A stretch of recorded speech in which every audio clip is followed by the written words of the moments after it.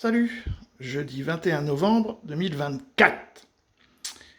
Bon, j'ai une triste nouvelle à vous annoncer. CNews est en deuil. Oui, vraiment là, ils ont pris cher, hein. CNews est en deuil. Donc, mais par contre, pour les autres, c'est une très bonne nouvelle qui vient d'être annoncée. Je ne sais pas si ça va changer grand-chose sur le terrain, mais en tout cas, c'est une très bonne nouvelle. Donc, je vous laisse. Donc, je mets tout pour avoir toute la conversation, tous les fils, toutes les remarques de tout le monde. Et vous allez voir, ça fait la gueule. C'est le deuil. Bon, sur ce, les amis, écoutez ça. Nationale, mais qui va forcément susciter beaucoup de réactions.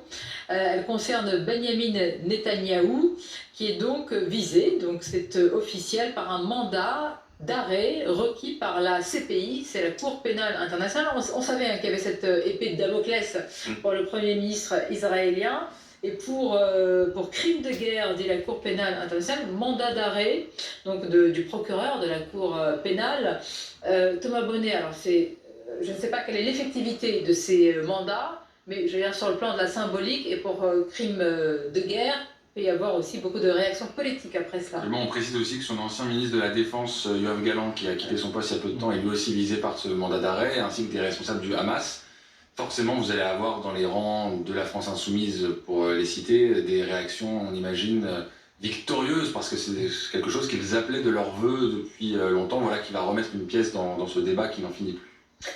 On est sur le même plan, pardonnez-moi, mais des dirigeants du Hamas et Benjamin Netanyahou qui est à la tête d'un État démocratique. Enfin, on devrait tous s'indigner, gauche, droite compris, on ne peut pas mettre le dirigeant du Hamas, qui est une organisation terroriste, sur le même plan que Benjamin Netanyahou. Moi, ça me révolte et ça me choque, je le dis très franchement. Tour de table, général. Moi, je partage totalement cet avis, d'autant plus que ces deux organisations terroristes veulent la destruction d'Israël et n'ont jamais renoncé à leur objectif. Donc, la Cour pénale internationale, surprenant. Mais il ne s'agit pas, à mon avis, de défendre l'idée selon laquelle Israël aurait dû tendre l'autre joue et ne pas défendre sa sécurité, son intégrité territoriale. Bien sûr, la riposte d'Israël était fondée, y compris après les drames du 7 octobre, évidemment. Maintenant que la justice internationale ou que les organisations internationales, les Nations Unies, etc., s'intéressent à la façon dont cette riposte s'est organisée et que, à l'instar de certains dirigeants occidentaux, comme les Américains, comme les Italiens, comme les Français, on puisse réfléchir à la disproportion ou pas de la réponse israélienne, ça me paraît fondé. Maintenant, et attendez, je pense quand même que ça relève du plan juridique, quand on dit crime de guerre. Non mais là, qu'on s'interroge, ok, mais là on va beaucoup plus loin. Le mandat d'arrêt, c'est de dire on arrête la personne et on la présente devant quel mandat d'arrêt de la Cour pénale internationale Oui, mais ça n'est pas des conséquences. Ok, mais là je reçois complètement Sarah Salman. Enfin, c'est particulièrement choquant pour un chef d'État d'un démocratique, pour le coup, qui est dans le cadre d'une légitime défense qui lui est permis. Après, la question de la proportionnalité, on viendra s'interroger et le temps de l'histoire existera. Mais pour le coup, aujourd'hui, c'est la survie d'Israël qui est en jeu. Ouais, alors, je ne sais pas si la CPI, alors il faudra voir même d'un point de vue juridique, doit tenir compte de tous ces aspects pour émettre un mandat, mais par exemple, je vous...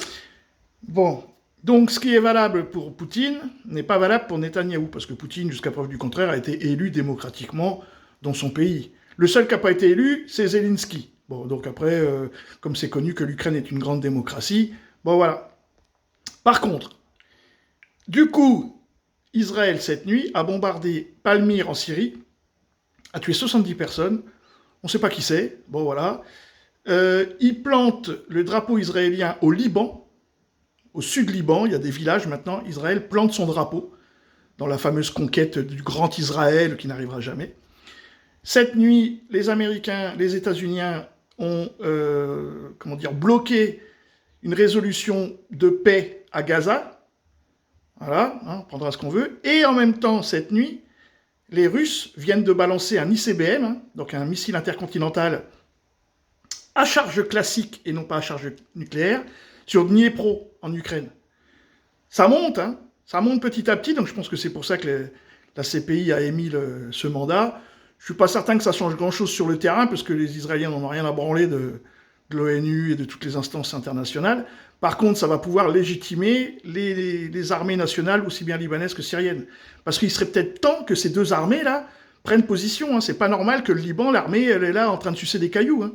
Et ni l'armée syrienne, ça c'est pas normal. Je veux dire, une armée elle est là pour protéger la nation, elle n'est pas là pour rester dans les casernes à se faire des branlettes. Bon voilà, en tout cas, très très bonne nouvelle pour les démocraties, en tout cas pour ceux qui sont pour la paix, mais ça endeuille CNews, hein. Et puis j'imagine que ça va endeuiller aussi LCI, puis endeuiller aussi BFM, et puis endeuiller toute la classe politique française, CRIF y compris. Salut les amis!